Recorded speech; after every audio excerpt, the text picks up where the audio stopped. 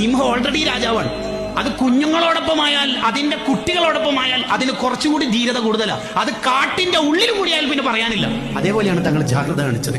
എന്റെ ഉമ്മത്തിനെ ഒറ്റ ആൾക്ക് തൊടാൻ കൂടൂല. അതാ തങ്ങൾ. ആയിഷ റളിയല്ലാഹു അൻഹ ഇവിടെ നബി സല്ലല്ലാഹു അലൈഹി വസല്ലം തങ്ങൾ പറയുന്നുണ്ടല്ലോ, ഞാൻ ഈ ഭൂമിയിൽ ജീവിക്കുന്നത് ഉമ്മത്തിന് തന്നെയാണ്, ഖബറിലും ഉമ്മത്തിന് തന്നെയാണ്, ആഖിറത്തിലും ഉമ്മത്തിന് തന്നെയാണ്. ഇപ്പൊ നമ്മൾ എന്തെങ്കിലും നന്മ ചെയ്യുന്ന കണ്ടാല് തങ്ങൾ എന്താ ഖബറിന്ന് ചെയ്യല്? ഹദീസിലുണ്ട്, അൽഹംദുലില്ലാഹ് ആ മക്കൾ അങ്ങനെ ഒരുമിച്ച് കൂടി ചൊല്ലുന്നുണ്ട്. ഇനി നമ്മൾ എന്തെങ്കിലും മൊബൈലിലോ ഹറാമാറ്റം ചെയ്യുന്നുണ്ടാലോ ലഅനത്തെയ്യോ ശപിക്കോ? ഇല്ല, പുറത്തു കൊടുക്കണം. പാവ പുറത്തു കൊടുക്കണം. ഞാൻ ഇത്രയും പഠിപ്പിച്ചിട്ടും അവരങ്ങനെ ചെയ്യുന്നു എന്ന് ശപിക്കൂല. തങ്ങള് പുറത്തു കൊടുക്കണേ, പാവങ്ങളാണ് അവര്.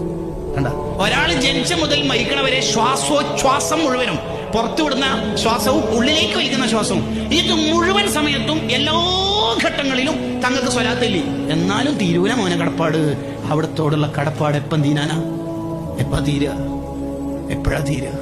ഇനി ഞാൻ നിങ്ങളോടൊരു ചോദ്യം ചോദിക്കുക. ഈ നബി തങ്ങളെ സ്നേഹിക്കണമെന്നുള്ളതിന് ഇനി വേറെ തെളിവൊക്കെ വേണം. ആയത്തോ ഹദീസൊക്കെ ഓതണം, കിതാബ് എടുത്ത് ഉദ്ധരിക്കണം.